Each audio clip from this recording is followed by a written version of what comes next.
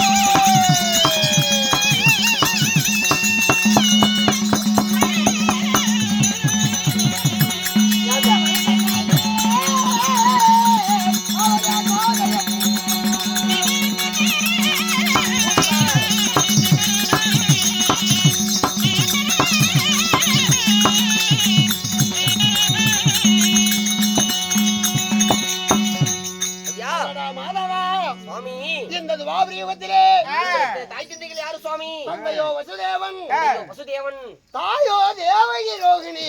தாயோ தேவகி ரோகிணி. ஆமா. அப்பாவுக்கு 2 சம்சாரம், 2 பஞ்சாதிகள். ஆமா.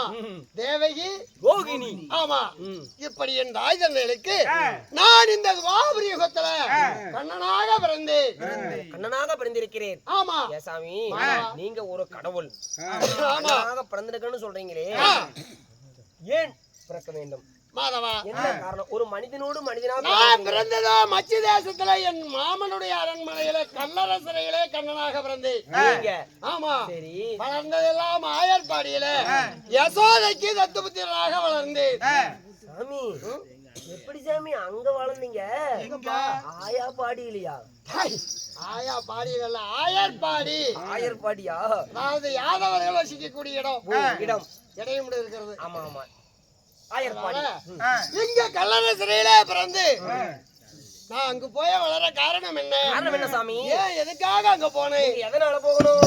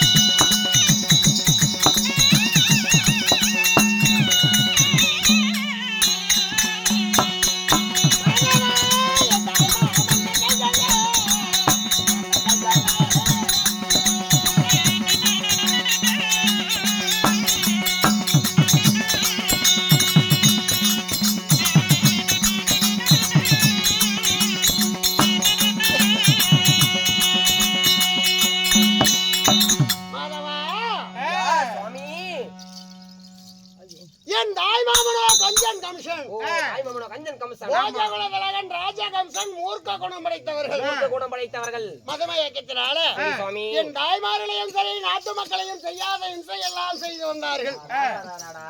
அதனால நான் பிறந்து அங்கு வளர்ந்தா உடன் பிறந்த சகோதரி என்றும் பாராம தான் மச்சானும் பார்க்காம கல் சிறையில் அடைச்சு வச்சாரு. யாரு என் மாமன் கஞ்சகம்சன். உங்க மாமா கஞ்சகம்சன். அதனால கள்ளரசரியிலே பிறந்து பச்சிளம் குழந்தையாக இருக்கும் போதே சாமி. நான் ஆயர்பாடி போய் சேர்ந்து ஆயர்பாடி சேர்ந்தீங்க. அங்கே யசோதைக்கு தத்துவத்தினாக யாதவ பாலர்களோடு நான் சேர்ந்து வளர்ந்தேன். சாமி.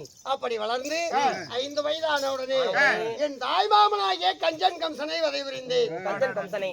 ஆமா சரி சுவாமி. மாதவா. இருந்தாலும் இந்த யுகத்துல எதுக்கு இந்த கிருஷ்ணவதாரம் எடுத்து நீங்கள் ஏன் பிறக்க வேண்டும்?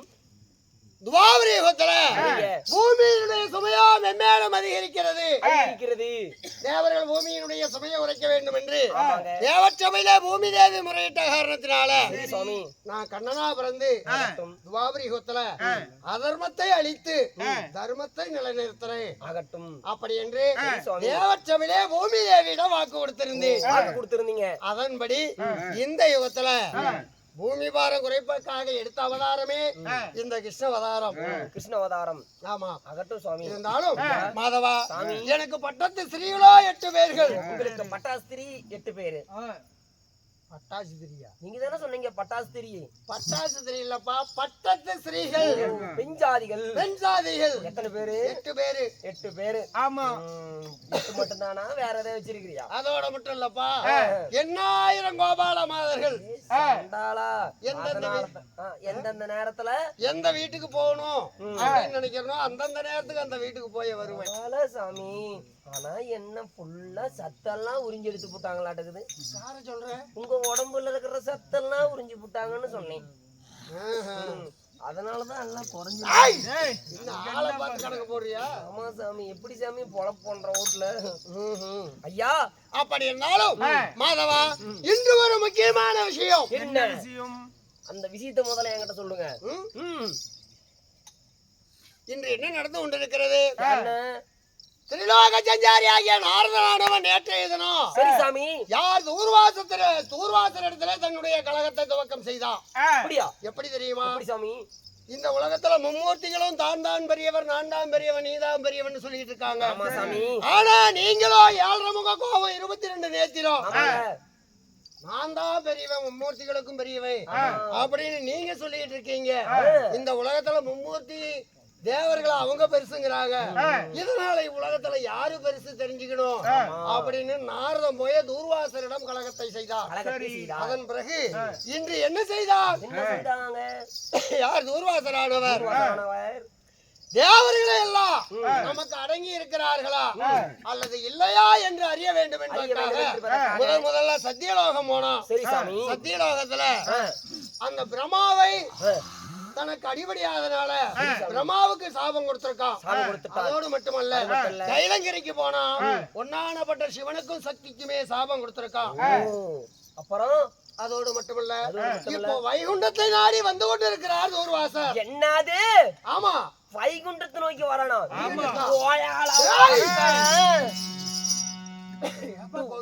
என்ன சாமி உங்க கிட்ட வர்றாங்க?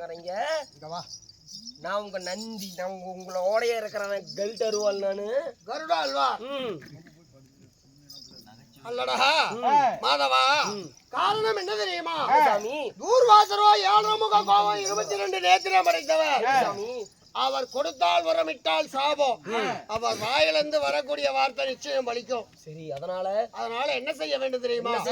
இன்று வரக்கூடிய தூர்வாசருக்கு மற்ற பிரம்மா சிவனை போல அல்லாமல் வரக்கூடிய தூர்வாசருக்கு வந்தன வழிபாடு செய்து அவனை உபசரணையோடு வரவேற்க வேண்டும் அரண்மனைக்கு. என்ன சாமி, அவ ஒரு முனிவனை போய் வரவேற்கிறேங்கிறீங்களே சாமி. ஏன் தெரியுமா? அவன் கொடுத்தா சாபம்பா. அவன் கொடுக்கக்கூடிய சாபத்துல இருந்து யாராலும் மேல முடியாது.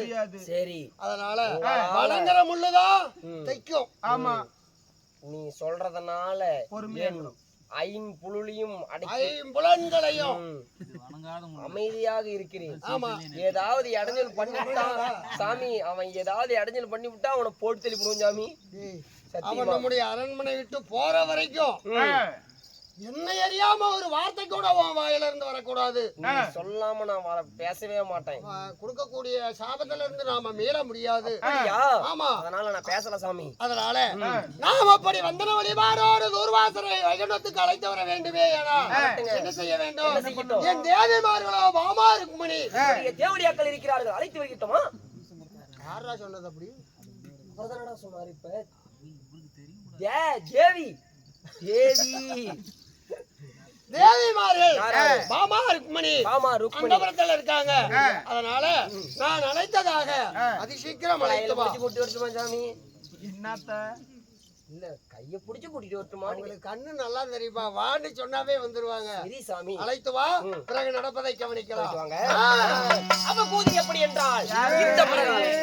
ரெண்டு பேத்துல எதை சொல்றேன்? இல்ல சாமி, அகோவது எப்படி என்றால் அதாவது சீமன் கண்ணனாகப்பட்டவர் பாமா ருக்மணி அழைக்க பாமா ருக்மணி வெளியிடம் காண்க.